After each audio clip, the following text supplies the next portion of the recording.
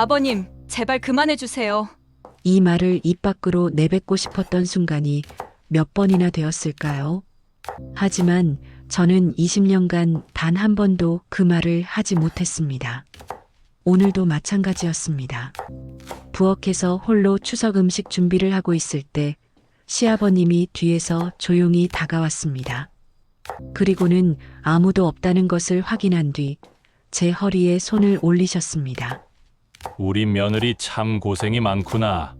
그의 손길은 단순한 격려가 아니었습니다. 끈적하고 불쾌한 감촉이 등줄기를 타고 올라왔습니다. 20년간의 침묵 끝에 꺼낸 제 이야기. 여러분의 구독은 그 침묵을 깨는 첫걸음이 됩니다. 저는 몸을 움츠리며 한 발 물러섰지만 그는 아무렇지 않다는 듯 빙긋 웃으며 거실로 돌아가셨습니다. 마치 방금 전 일이 제 착각이었던 것처럼 말입니다. 제 이름은 쏨차이입니다. 올해로 38살이 된 태국 여성입니다.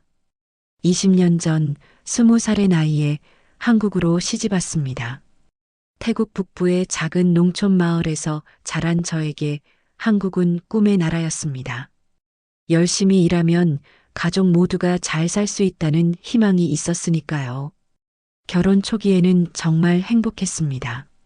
남편 민수 씨는 서툰 태국어로 저와 대화하려 노력했고 시어머님께서는 한국 음식 만드는 법을 하나하나 가르쳐 주셨습니다. 시아버님도 인자한 미소로 저를 반갑게 맞아주셨습니다. 그때만 해도 이 집에서 제가 겪게 될 긴 악몽을 상상할 수 없었습니다. 엄마 봐봐. 우리 가족 그림 다 그렸어. 12살 딸 나래가 냉장고에 자신이 그린 그림을 자랑스럽게 붙이며 소리쳤습니다. 크레파스로 그린 그 그림 속에는 환하게 웃고 있는 5명의 가족이 손을 잡고 서 있었습니다. 할아버지, 할머니, 아빠, 엄마 그리고 나래와 9살 도연이까지 모두가 행복해 보였습니다. 와, 나래야. 정말 잘 그렸구나. 저는 억지로 미소를 지으며 딸의 머리를 쓰다듬었습니다. 하지만 그 그림을 볼 때마다 가슴이 아팠습니다. 저희 가족의 진짜 모습은 그 그림과 너무나 달랐으니까요. 쏨차이, 식탁 차리자. 시어머님의 부르는 소리에 저는 서둘러 그릇을 꺼내기 시작했습니다. 오늘은 큰아버님 가족이 오시는 날이었습니다. 추석을 며칠 앞둔 가족 모임이었지요. 저는 이런 날이 가장 힘들었습니다. 온 가족이 모이면 시아버님의 행동은 더욱 교묘해졌습니다. 다른 사람들 앞에서는 자상한 할아버지, 인자한 아버지 행세를 하시면서 아무도 보지 않는 틈을 타 저에게 불쾌한 스킨십을 시도하셨으니까요. 그 말을 들으며 저는 속으로 쓴웃음을 지었습니다. 잘 봐준다는 것이 이런 것을 의미하는 줄 누가 알겠습니까? 할아버지, 나래가 그림 그렸어요. 나래가 자신이 그린 가족 그림을 할아버지께 보여드렸습니다. 시아버님은 나래를 무릎에 앉히고 그림을 들여다보셨습니다. 우리 나래가 그림을 참 잘 그렸구나. 할아버지가 이렇게 멋있게 나왔네. 시아버님의 음성은 따뜻했습니다. 하지만 저는 그의 시선이 나래를 바라보는 방식이 예전과 조금 달라진 것을 느꼈습니다. 혹시 제가 너무 예민한 것일까요? 아니면 그 순간 끔찍한 생각이 머릿속을 스쳐갔습니다. 설마 나래에게까지? 아니요, 그럴 리 없습니다. 시아버님이 아무리 그래도 친손녀에게는 그러실 리 없어요. 저는 고개를 세차게 저으며 그런 생각을 떨쳐내려 했습니다. 하지만 불안감은 쉽게 사라지지 않았습니다. 쏨차이야, 김치찌개 간이 좀 싱거운 것 같은데. 시어머님의 말씀에 저는 황급히 부엌으로 향했습니다. 20년을 살았어도 여전히 저는 이 집에서 완전한 가족이 되지 못한 기분이었습니다. 항상 조심해야 하고 항상 눈치를 봐야 하는 외국인 며느리일 뿐이었습니다. 부엌에서 김치찌개 간을 맞추고 있는데 또다시 시아버님이 들어오셨습니다. 이번에는 아무도 없는 부엌에서 저와 단둘이었습니다. 쏨차이, 고생이 많아. 내가 도와줄까? 그러시면서 제 뒤로 다가와 제 어깨에 손을 얹으셨습니다. 그 손이 천천히 아래로 내려오는 것을 느끼며 저는 온몸이 굳어버렸습니다. 이럴 때마다 저는 생각했습니다. 도대체 누구에게 이 고민을 털어놓을 수 있을까요? 남편은 아버지의 말만 믿을 것이고 시어머님은 며느리가 예민하다며 타박하실 게 뻔했습니다. 그리고 아이들에게만은 이런 모습을 보여줄 수 없었습니다. 엄마, 할아버지랑 뭐 하세요? 갑자기 나래의 목소리가 들렸습니다. 시아버님은 황급히 손을 거두시며 태연한 척 대답하셨습니다. 할아버지가 엄마 도와주고 있었어. 우리 나래 할아버지 도우러 왔구나. 나래는 고개를 갸웃거리며 저와 시아버님을 번갈아 바라보았습니다. 그 맑은 눈동자에는 뭔가 이상하다는 표정이 어렸습니다. 그날 밤 모든 손님들이 돌아가고 집안이 조용해진 후 저는 나래와 도연을 재우고 홀로 설거지를 하고 있었습니다.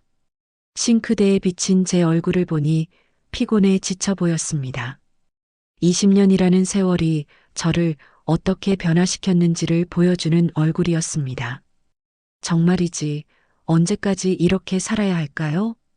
혹시 나래가 자라서 이런 일을 겪게 되는 건 아닐까요?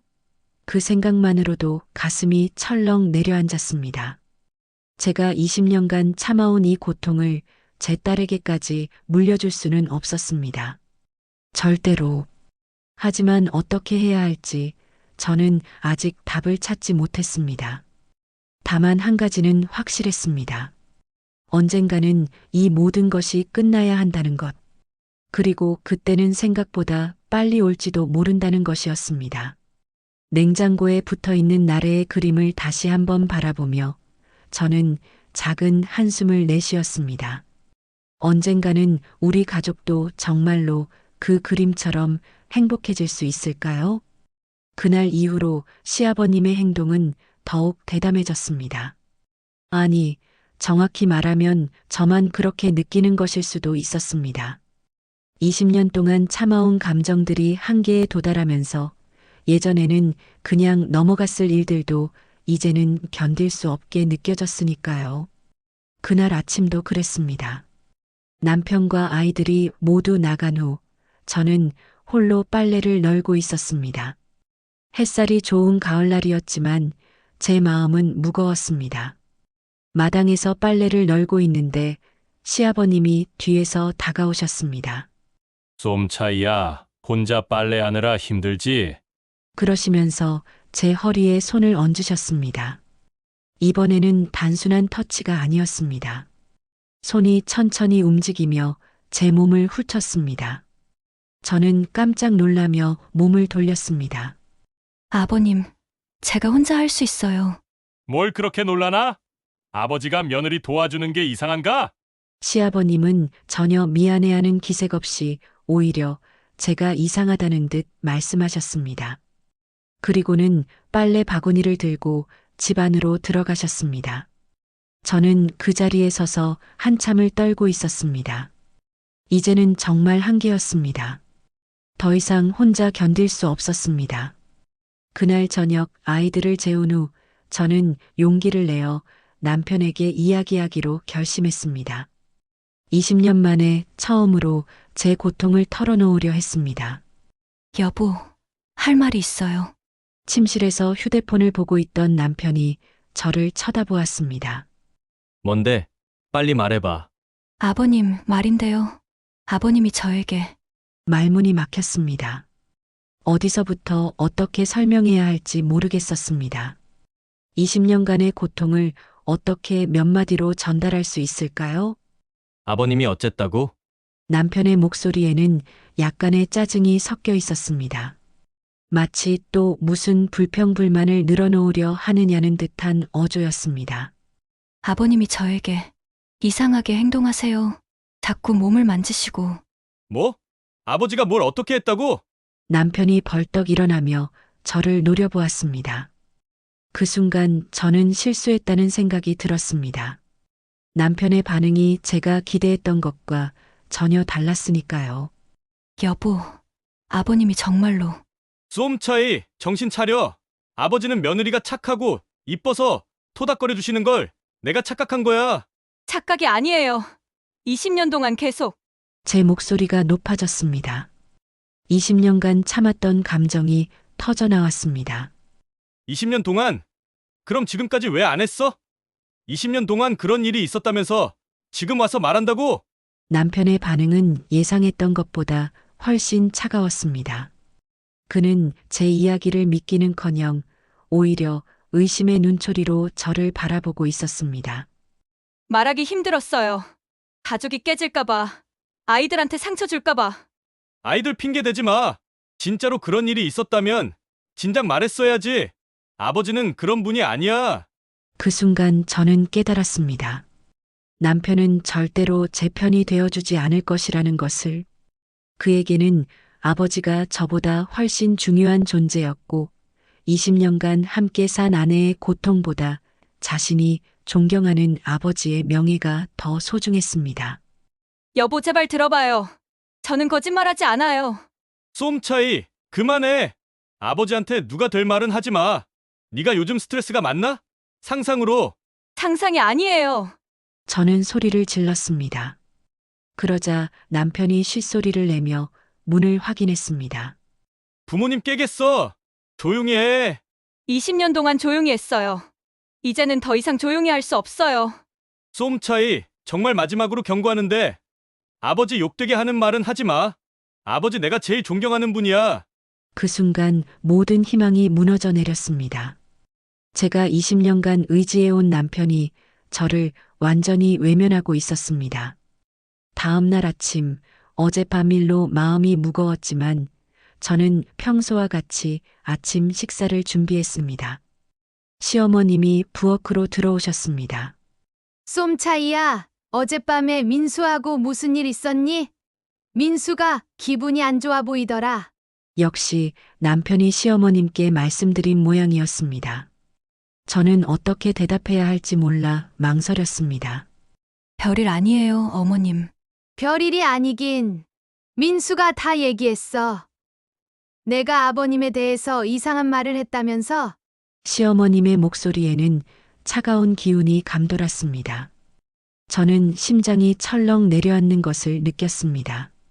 어머님, 그게 쏨차이야, 내가 뭐라고 했니? 아버님이 얼마나 좋은 분인데 그런 말을 하면 어떡해? 아버님이 우리 며느리 예뻐해 주시는 걸 곡해하면 안 되지. 예뻐해 주시는 게 아니에요. 정말로 불편한. 야, 쏨차이! 시어머님이 갑자기 목소리를 높이셨습니다. 20년 동안 이 집에서 살면서 아버님이 너한테 얼마나 잘해주셨는데 태국에서 온 며느리라고 한 번도 차별하지 않으시고 오히려 더 챙겨주셨잖아. 그건 맞지만 맞지만은 무슨, 내가 너무 예민한 거야. 아버님이 그냥 며느리 예뻐해 주시는 걸 이상하게 생각하고. 시어머님의 말씀을 들으며 저는 절망감에 빠졌습니다. 결국 이 집에서 저는 혼자였습니다. 제 고통을 이해해 줄 사람은 아무도 없었습니다. 어머님, 저는 정말 됐다. 그런 말 다시는 하지 마. 아버님 마음 상하게 하지 말고. 알겠니? 시어머님은 더 이상 제 말을 들으려 하지 않으셨습니다. 그리고는 부엌을 나가시면서 마지막으로 한마디 더 하셨습니다. 요즘 세상에 시아버지가 며느리 챙겨주는 집이 얼마나 되는 줄 아니? 감사할 줄 알아야지. 그날 하루 종일 저는 마치 이 집에서 투명인간이 된 기분이었습니다. 가족들은 저를 바라보는 시선이 달라졌습니다. 마치 제가 가족의 평화를 깨뜨리려는 문제아가 된 것처럼 말입니다. 저녁 시간 온 가족이 모여 앉아 저녁을 먹을 때였습니다. 시아버님은 평소와 다름없이 자상한 할아버지 모습이었습니다. 나래야, 오늘 학교에서 뭐 했어? 할아버지, 오늘 체육 시간에 피구했어요. 우리 나래가 피구도 잘하는구나. 역시 할아버지 손녀야. 그 평화로운 모습을 보며 저는 혼란스러웠습니다. 정말 제가 잘못 생각한 것일까요? 제가 너무 예민한 걸까요? 하지만 시아버님이 저를 바라보는 그 눈빛만은 분명히 달랐습니다. 다른 사람들이 보지 않을 때 제게 보내는 그 시선에는 분명히 다른 감정이 담겨 있었습니다. 그날 밤 저는 잠들 수 없었습니다. 20년간 쌓여온 모든 상처와 고통이 한꺼번에 밀려왔습니다. 제가 이 집에서 정말 가족인지 아니면 그저 편리한 존재에 불과한지 의문이 들었습니다. 정말이지 저 혼자만 이상한 걸까요? 제가 모든 것을 잘못 이해하고 있는 걸까요? 하지만 제 마음 깊은 곳에서는 확신했습니다. 저는 결코 잘못 느끼고 있지 않다는 것을, 그리고 이 고통을 더 이상 혼자 감당할 수는 없다는 것을. 문제는 이제 어떻게 해야 하느냐는 것이었습니다. 가족들이 모두 등을 돌린 상황에서 저는 과연 무엇을 할 수 있을까요? 그때 제 머릿속에 나래의 맑은 얼굴이 떠올랐습니다. 제 딸만은 저와 같은 고통을 겪게 할 수 없었습니다. 그것만은 절대로. 그 사건 이후로 저는 이 집에서 완전히 투명 인간이 되었습니다. 남편은 저와 눈도 마주치지 않았습니다. 집에 돌아와서도 밥 차려, 빨래 해놨어? 같은 꼭 필요한 말만 건넸습니다. 시어머님은 더 노골적이었습니다. 제가 부엌에 있으면 일부러 다른 방으로 가시거나 저를 보면 한숨을 푹푹 쉬셨습니다. 엄마, 왜 요즘 이상해? 맨날 우울해 보여. 어느 날 나래가 제게 물었습니다. 아이들까지 제 변화를 눈치채고 있었습니다. 아니야, 나래야. 엄마는 괜찮아. 정말로? 그럼 왜 밤에 혼자 울어? 나래의 말에 저는 깜짝 놀랐습니다. 아이가 제가 우는 걸 들었다니요. 누가 엄마를 힘들게 해? 내가 혼내줄까? 12살 딸의 용감한 말에 저는 웃음과 눈물이 동시에 나왔습니다. 하지만 나래의 눈에는 여전히 걱정이 가득했습니다. 그날 밤 저는 태국에 계신 어머니께 전화를 드리고 싶었습니다. 하지만 손에 든 휴대폰을 다시 내려놓을 수밖에 없었습니다. 연세 많으신 어머니께 이런 걱정을 끼칠 수는 없었고 현실적으로 도와주실 수 있는 것도 없었습니다. 결국 저는 혼자 견뎌내야 했습니다. 하지만 시아버님은 제가 완전히 고립된 것을 알고는 더욱 대담해지셨습니다. 어느 날 오후 집에는 저와 시아버님만 남아 있었습니다. 거실을 청소하고 있는데 시아버님이 소파에 앉아 저를 지켜보고 계셨습니다. 쏨차이야, 이리 와봐. 네, 아버님. 너 요즘 우리 민수하고 사이가 안 좋더라? 너 때문에 우리 집 분위기가 이상해졌어. 죄송합니다, 아버님. 미안하다고 말로만 하지 말고 진짜 반성해야지. 그러시면서 시아버님이 저에게 다가와 제 턱을 손으로 들어올리며 제 얼굴을 바라보셨습니다. 우리 며느리가 예쁘긴 한데 요즘 얼굴이 왜 이렇게 어두워졌어? 제 얼굴을 만지는 그 손길이 역겨웠지만 저는 몸을 움직일 수 없었습니다. 이제는 정말 저 혼자였습니다. 아버님, 청소를 마저 해야. 청소는 나중에 해도 되잖아. 아버지랑 좀 얘기하자. 시아버님의 손이 제 어깨로 내려왔습니다. 그리고 천천히 더 아래로. 그 순간 현관문이 열리는 소리가 들렸습니다. 벌써 왔네. 시어머님의 목소리였습니다. 시아버님은 황급히 손을 거두시고 태어난 척 소파에 앉으셨습니다. 쏨차이하고 이야기하고 있었어. 요즘 얘가 기분이 안 좋아 보여서. 아, 그랬어? 쏨차이야. 아버님 말씀 잘 들어. 시어머님은 당연하다는 듯 말씀하시고는 부엌으로 가셨습니다. 그날 밤 저는 거울 앞에 서서 제 모습을 바라보았습니다. 20년 전 희망으로 가득 찬 20살의 쏨차이와 지금의 지쳐있고 절망적인 제 얼굴은 너무나 달랐습니다. 엄마, 괜찮아? 문득 나래의 목소리가 들렸습니다. 아이가 언제 깼는지 제 뒤에 서 있었습니다. 응, 나래야. 괜찮아. 엄마가 우는 소리가 들려서. 엄마, 정말 괜찮아? 나래의 맑은 눈동자가 저를 걱정스럽게 바라보고 있었습니다. 응, 정말 괜찮아. 엄마가 조금 피곤해서 그래. 나래는 걱정하지 마. 그날 밤 나래를 재우고 나서 저는 결심했습니다. 혼자서라도 견뎌내겠다고. 가족들이 등을 돌려도 아무도 저를 믿어주지 않아도 참아내겠다고. 하지만 제 마음 한구석에서는 두려움이 커져갔습니다.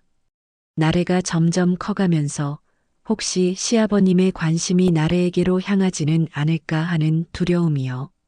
절대로 그런 일은 일어나서는 안 됩니다. 창밖으로 보이는 달빛을 바라보며 저는 다짐했습니다. 언젠가는 이 모든 것에 마침표를 찍어야 한다고. 그리고 그때가 생각보다 빨리 올지도 모른다는 예감이 들었습니다. 변화는 생각보다 빨리 찾아왔습니다. 그날도 평소와 다를 바 없는 오후였습니다. 나래는 학교에서 돌아와 거실에서 숙제를 하고 있었고, 저는 부엌에서 저녁 준비를 하고 있었습니다. 시아버님은 거실 소파에서 TV를 보고 계셨습니다. 할아버지, 이 문제 어떻게 풀어요? 나래가 수학 숙제를 들고 시아버님께 다가갔습니다. 우리 나래 와서 할아버지 옆에 앉아봐. 시아버님이 나래를 옆에 앉히고 문제를 봐주시는 모습은 평범한 할아버지의 모습이었습니다. 하지만 제가 부엌에서 그 모습을 지켜보고 있을 때 뭔가 이상한 기분이 들었습니다. 시아버님의 손이 나래의 어깨에 올려져 있었는데 그 손의 위치가 조금씩 아래로 내려가는 것 같았습니다. 저는 가슴이 철렁 내려앉았습니다. 나래야, 물 좀 가져다 줄래? 저는 서둘러 나래를 부엌으로 불렀습니다. 나래가 일어서며 시아버님을 돌아보는데 그 순간 저는 나래의 표정에서 뭔가 불편한 기색을 포착했습니다. 미세한 변화였지만 엄마의 직감으로 느낄 수 있었습니다. 나래야, 할아버지가 뭐라고 하셨어? 그냥 수학 문제 가르쳐 주셨어요. 근데 근데 뭐? 할아버지가 자꾸 저를 주물러줘서 좀 이상했어요. 어떻게 주물러 주셨는데? 여기에 이렇게 하시고 머리도 쓰다듬어 주시는데 뭔가 느낌이 이상했어요. 12살 아이가 할아버지가 어떻게 본인 몸을 만졌는지 제 앞에서 표현을 해줬어요. 저는 온몸이 떨리기 시작했습니다. 나래야, 앞으로 할아버지랑 단둘이 있지 마. 알겠지? 왜요?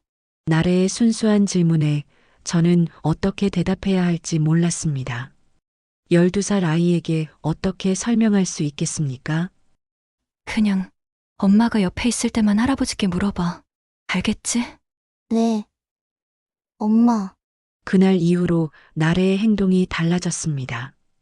예전에는 할아버지를 무척 따르던 아이가 이제는 할아버지와 거리를 두려고 했습니다. 그리고 저를 더욱 자주 지켜보기 시작했습니다. 며칠 후 결정적인 순간이 찾아왔습니다. 그날은 나래가 학교에서 일찍 돌아온 날이었습니다. 저는 그 사실을 몰랐습니다. 시어머님은 마트에 가셨고 남편은 회사에 있었습니다. 저는 시아버님과 단둘이 있다고 생각하고 있었습니다. 거실에서 청소를 하고 있는데 시아버님이 저에게 다가왔습니다. 쏨차이야, 요즘 왜 이렇게 나를 피해? 피하지 않습니다, 아버님. 거짓말하지 마. 예전보다 훨씬 차갑잖아. 그러시면서 시아버님이 제 팔을 잡으셨습니다. 그리고 저를 자신에게 가까이 끌어당기셨습니다. 아버님 안 돼요. 뭐가 안 돼? 너도 그동안 좋았으면서 이제 와서 뭘 못하겠어? 시아버님의 손이 제 허리를 감쌌습니다. 저는 필사적으로 몸을 빼려고 했지만 시아버님의 힘이 더 셌습니다. 바로 그때였습니다. 현관문이 조용히 열리는 소리가 났습니다. 나래가 학교에서 일찍 돌아온 것이었습니다. 하지만 나래는 거실로 들어오지 않았습니다. 나래는 현관에서 신발을 벗으면서 거실 상황을 보게 되었습니다. 할아버지가 엄마를 억지로 껴안으려 하고 엄마가 필사적으로 빠져나가려 하는 모습을 말입니다. 나래는 그 자리에서 얼어붙었습니다. 지난 몇 달간 나래는 알고 있었습니다. 엄마가 밤마다 혼자 우는 소리를 할아버지가 있을 때 엄마의 얼굴이 어두워지는 것을, 그리고 엄마가 점점 말수가 적어지는 것을 말입니다. 그동안 정확히 무엇 때문인지 몰랐지만 지금 이 순간 나래는 모든 것을 이해했습니다. 나래는 조용히 가방에서 스마트폰을 꺼냈습니다. 손이 떨렸지만 나래는 알고 있었습니다. 이것을 증거로 남겨야 한다는 것을. 아무도 엄마의 말을 믿어주지 않는다면 직접 보여줘야 했습니다. 나래는 숨을 죽이고 동영상 촬영을 시작했습니다. 아버님, 제발 안 돼요. 이러지 마세요. 뭐가 안 돼? 아버지가 며느리한테 뭘 못하겠어? 시아버님의 목소리와 엄마의 거부하는 모습이 고스란히 핸드폰 화면에 담겼습니다. 나래는 눈물을 참으며 계속 촬영했습니다. 엄마를 구하기 위해서는 이 증거가 필요했습니다. 몇 초 후, 나래는 일부러 큰 소리로 말했습니다. 엄마, 저 왔어요. 시아버님은 재빨리 저에게서 손을 떼고 소파에 앉으셨습니다. 나래는 이미 촬영을 끝내고 스마트폰을 가방에 넣은 상태였습니다. 나래야, 벌써 왔구나. 네. 할아버지, 오늘 일찍 끝났어요. 나래는 평상시와 다름없이 대답했지만 할아버지를 바라보는 눈빛이 달라져 있었습니다. 더 이상 무조건적으로 따르는 손녀의 눈빛이 아니었습니다. 그날 밤 나래는 자신의 방에서 혼자 그 동영상을 다시 봤습니다. 화면 속에서 엄마가 고통스러워하는 모습을 보며 나래는 결심했습니다. 이제 어떻게 해야 할지 알아야 했습니다. 하지만 12살 아이에게는 너무 큰 문제였습니다. 그러나 나래는 포기하지 않을 것이었습니다.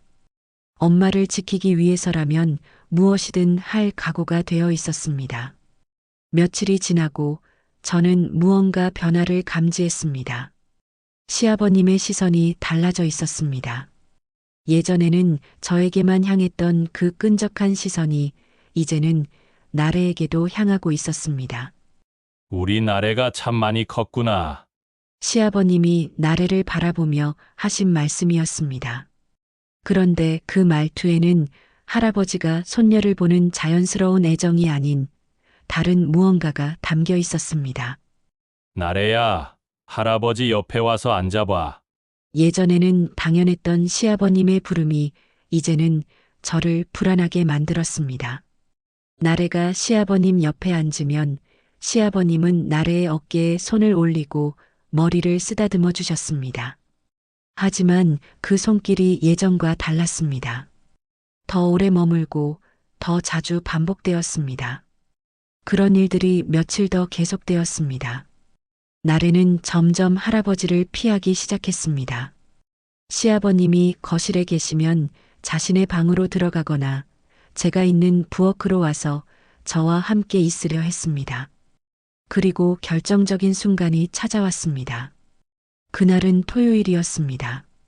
남편은 회사 워크숍으로 1박 2일 출장을 갔고 시어머님은 친구분과 온천 여행을 가셨습니다.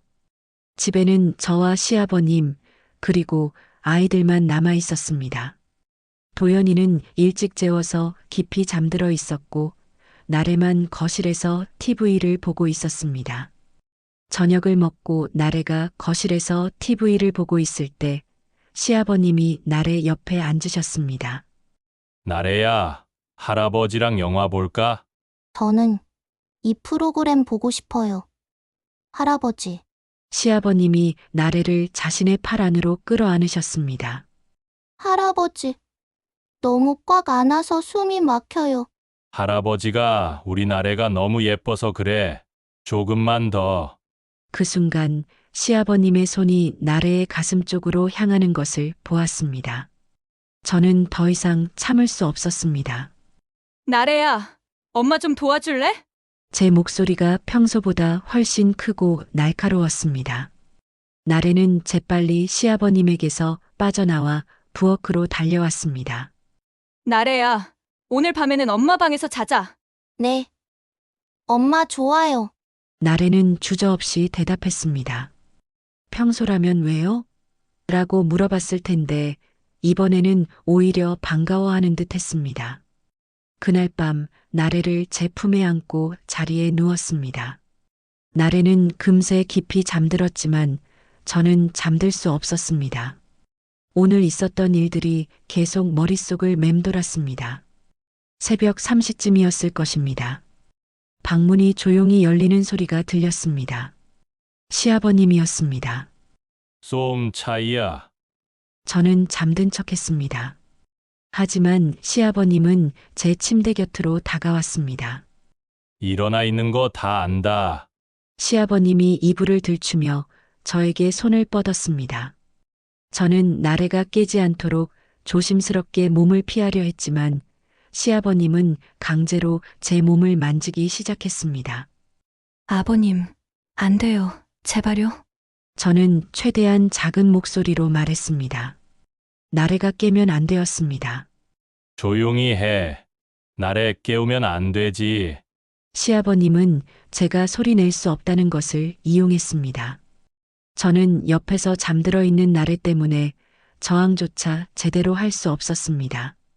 몇 분간의 지옥 같은 시간이 지나고 시아버님은 조용히 방을 나가셨습니다. 저는 나래가 깨지 않도록 참았던 눈물을 조용히 흘렸습니다. 다음 날 아침 시아버님은 평소와 다름없이 자상한 할아버지 모습이었습니다.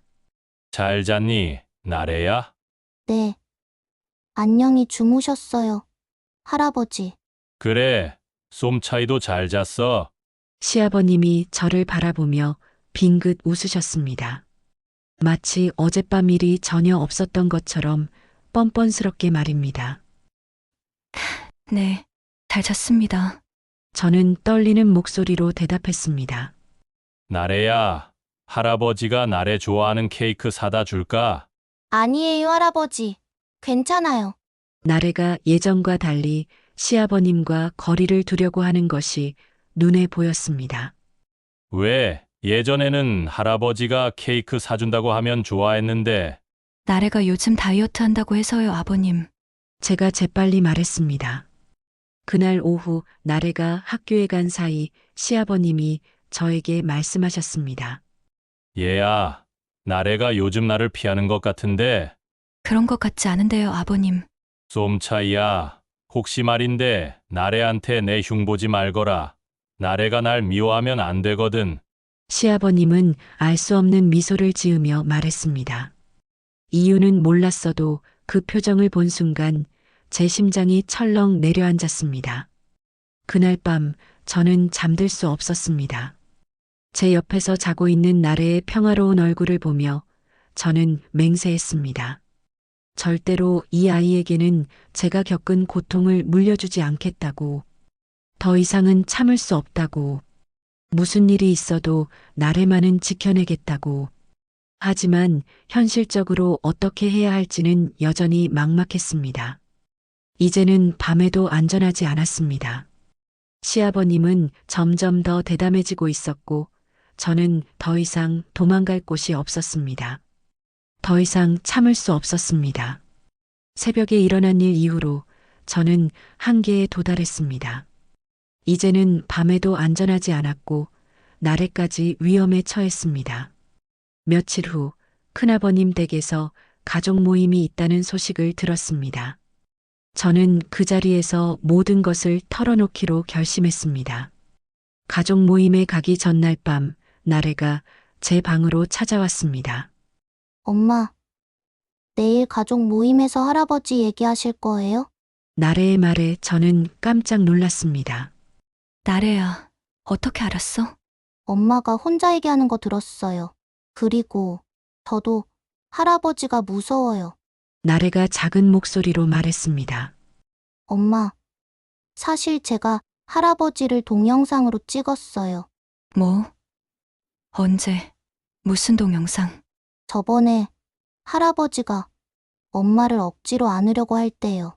학교에서 일찍 와서 봤는데 너무 무서웠어요. 나래가 눈물을 글썽이며 말했습니다. 그래서 핸드폰으로 찍었어요. 엄마 괴롭힘 당하고 있다는 거 증거가 있어야 할 것 같아서요. 제 마음이 무너져 내렸습니다. 12살 아이가 엄마를 지키기 위해 그런 생각을 했다니. 나래야, 고마워. 엄마가 이런 모습 보여서 너무 미안해. 괜찮아요. 엄마, 할아버지가 나쁜 짓 하는 건 맞잖아요. 그래. 엄마가 내일 가족들한테 다 말할게. 용기 내서 다 말할게. 네. 엄마, 저도 도와드릴게요. 다음 날 큰아버님 댁에서 온 가족이 모였습니다. 큰아버님, 큰어머님, 그리고 사촌들까지 함께했습니다. 식사가 끝나고 모든 가족이 거실에 모여 앉아 있을 때였습니다. 저는 떨리는 목소리로 입을 열었습니다.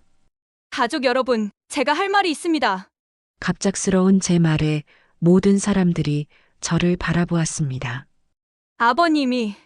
아버님이 저에게 나쁜 짓을 하고 계십니다. 순간 거실이 조용해졌습니다.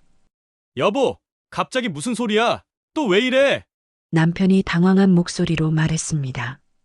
20년 동안 참았습니다. 하지만 이제는 나래에게까지 더 이상 참을 수 없어요. 이게 무슨 헛소리야? 내가 언제 그런 짓을 했다고? 시아버님이 벌떡 일어나셨습니다. 거짓말하지 마세요. 나래도 알고 있어요. 그 순간 나래가 제 뒤로 숨으며 작은 목소리로 말했습니다. 할아버지가 정말로 이상해요. 나래야, 넌 뭘 안다고 그래? 큰아버님이 나래에게 물으셨습니다. 할아버지가 엄마를 괴롭히는 걸 봤어요. 그리고 저도 증거가 있어요. 증거? 무슨 증거? 시아버님의 목소리가 위협적으로 변했습니다. 할아버지가 엄마를 나쁘게 만지는 걸 동영상으로 찍었어요. 나래의 말에 거실이 다시 한번 조용해졌습니다. 하지만 가족들의 반응은 제가 기대했던 것과 정반대였습니다.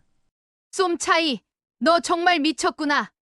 시어머님이 저를 향해 말씀하셨습니다. 12살짜리 네 딸한테 이런 거짓말을 가르치다니.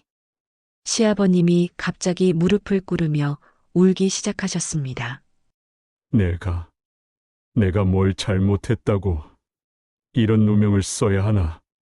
그럼 증거를 내놔. 나래가 찍었다는 동영상 말이야. 남편이 말했습니다. 나래가 떨리는 손으로 휴대폰을 꺼냈습니다. 하지만 그 순간 시아버님이 나래에게서 휴대폰을 빼앗으셨습니다. 이런 조작된 것들로 할아버지를 모함하면 안 되지! 조작이 아니에요. 돌려주세요. 나래가 울며 휴대폰을 달라고 했지만 시아버님은 휴대폰을 바닥에 떨어뜨려 화면을 깨뜨리셨습니다. 이제 됐다! 더 이상 이런 거짓말은 없어! 모든 것이 끝났습니다. 증거도 사라지고 가족들은 모두 시아버님의 편이었습니다. 쏨차이, 너 오늘부터 이 집에 있으면 안 되겠어. 정신병원에 입원하든지 친정으로 가든지. 남편이 차가운 목소리로 말했습니다. 그날 밤 저는 나래와 함께 집을 나왔습니다.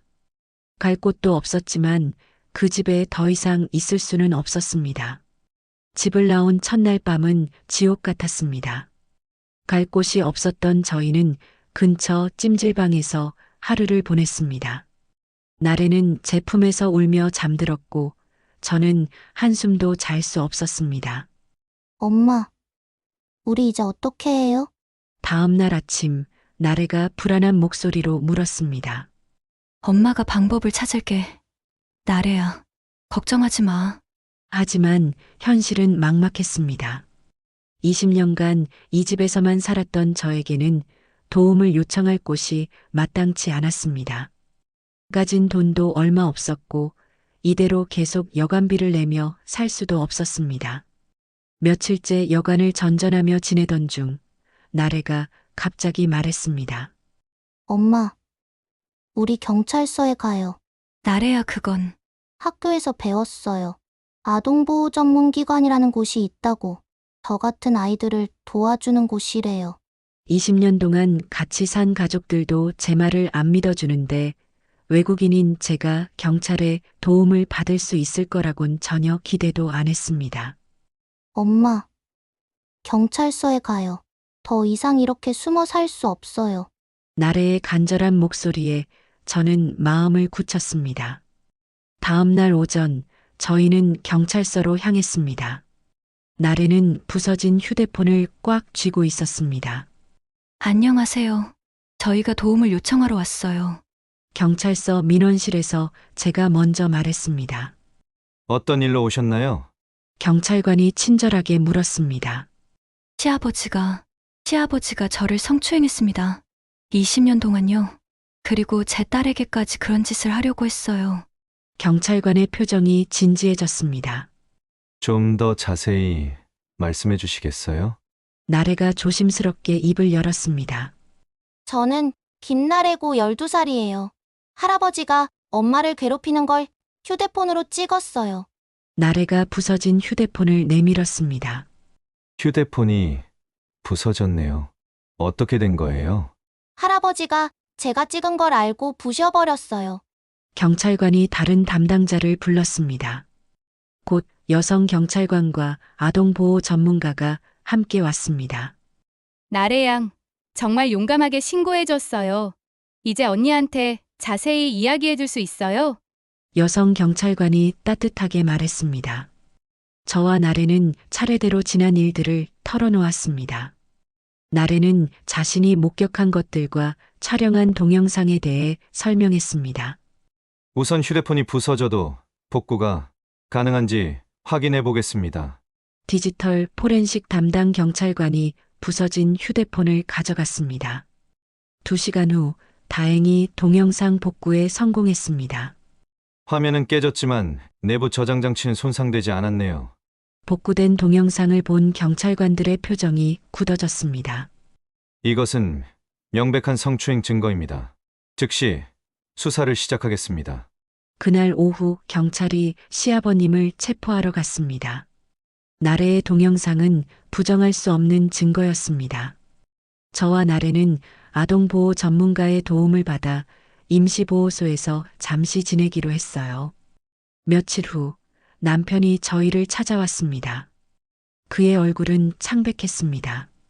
여보, 미안해. 아버지가 정말로 그런 일을 했다니 나는 정말 몰랐어. 20년 동안 나는 혼자 견뎌야 했어요. 정말 미안해. 내가 너무 어리석었어. 아빠, 나래도 알고 있어요. 나래도 아는 걸 아빠는 몰라서 엄마를 힘들고 아프게 했어요. 나래가 차가운 목소리로 말했습니다. 한 주 후 시아버님에 대한 수사 결과가 나왔습니다. 성추행과 아동 성추행 혐의로 기소되었습니다. 나래야, 정말 고마워. 나래가 용기를 내지 않았으면 어떻게 됐을까? 엄마, 저는 엄마가 있어서 용기 낼 수 있었어요. 그날 밤 조용한 방안켠에서 나래와 함께 잠들면서 저는 생각했습니다. 진실은 결국 밝혀진다는 것을, 그리고 12살 딸의 현실적이면서도 용감한 판단이 저희를 구해주었다는 것을. 6개월이 지났습니다. 시아버님은 1심에서 징역 3년을 선고받았습니다. 성추행과 아동 성추행 혐의가 모두 인정되었습니다.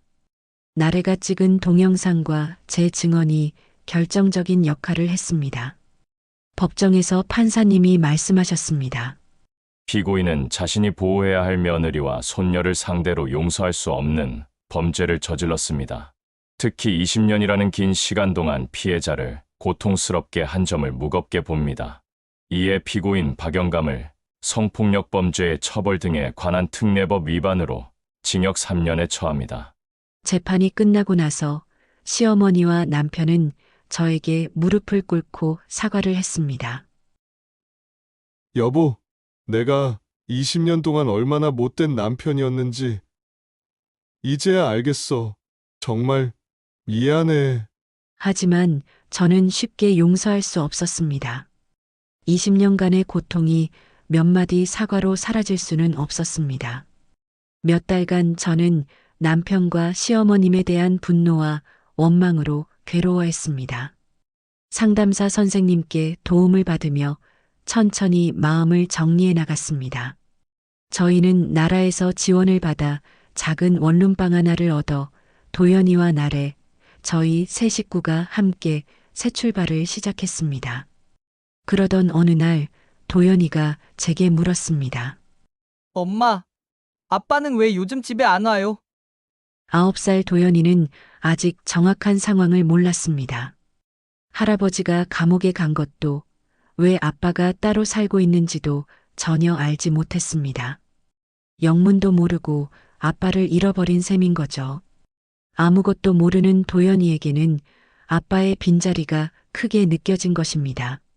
언제 돌아와요? 저는 아빠가 보고 싶어요. 도연이의 순수한 말에 제 마음이 흔들렸습니다. 나래도 아빠에 대해 복잡한 감정을 가지고 있었습니다. 엄마, 저는 아빠를 용서할 수 없어요. 엄마가 그렇게 힘들어했는데 모른 척 했잖아요. 나래야. 하지만 도연이는 아빠가 필요한 것 같아요.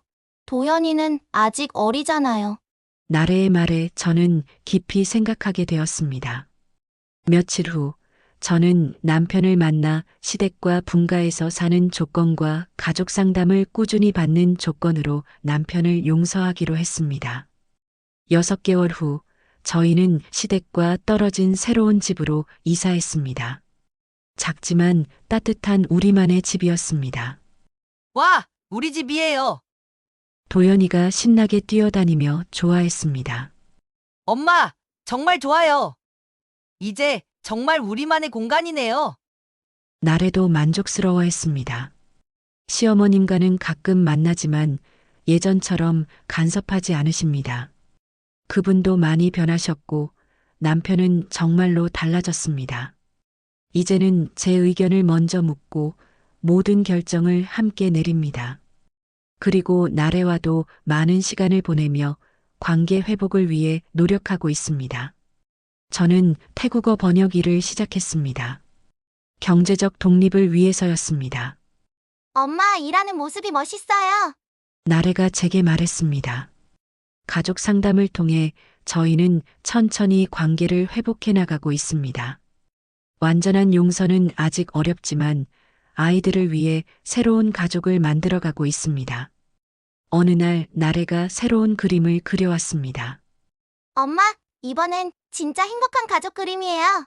그림 속에는 새 집에서 웃고 있는 4명의 가족이 있었습니다. 그리고 중앙에는 당당하게 서 있는 엄마의 모습이 있었습니다. 지금 저는 완전히 행복하다고 할 수는 없습니다. 하지만 아이들을 보면 제 선택이 옳았다는 생각이 듭니다. 도연이는 아빠와 함께 축구를 하며 웃고 나래는 안전한 환경에서 꿈을 키워가고 있습니다. 20년간 참았던 태국 며느리의 비명은 끝났습니다.